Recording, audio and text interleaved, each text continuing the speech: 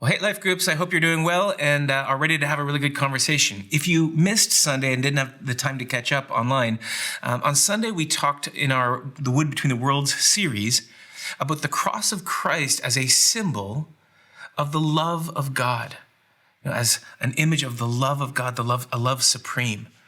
And you might remember, if you were there, that we started by talking about a quote from pastor and author A.W. Tozer that says, "What comes into our minds when we think about God is the most important thing about us."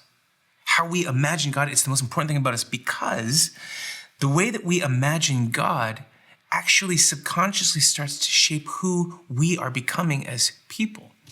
And so we looked at a number of common false ideas or images that many of us hold in our minds towards God, the gray old grandfather or fairy godmother, or the punitive judge, or the meticulous micromanager who's always meddling in our lives, and other various ideas that we hold about God, some pretty dark and heavy. And we talked about, how do we know what God is really like, or if we're just making God up in our minds?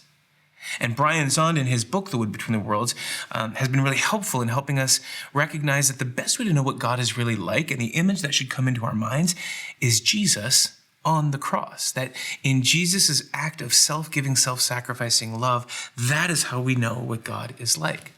So I think it would be helpful to maybe unpack some of the ways that we have, thought about God, maybe bad ideas that were given to us when we were younger, maybe in Sunday school, or things maybe we've held on to, and how have some of those mental images shaped the kinds of people that we've become.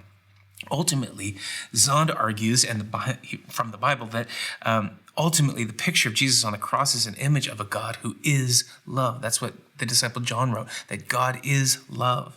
And we have a hard time sometimes unpacking fully what love really means.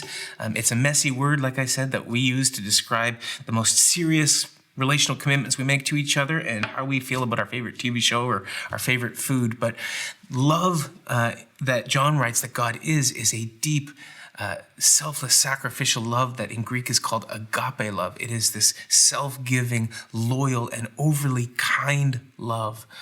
And that's the kind of love that God is, and the kind of love that should shape our mental image that we want to move towards in becoming those kinds of people ourselves.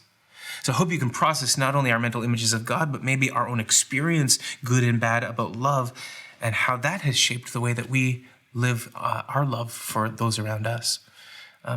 Lastly, I just want to say, if it's been a while since you've heard somebody say, "I love you," I hope that more than anything else on Sunday, or even right now, you know that God loves you. And we at Southridge love you very much.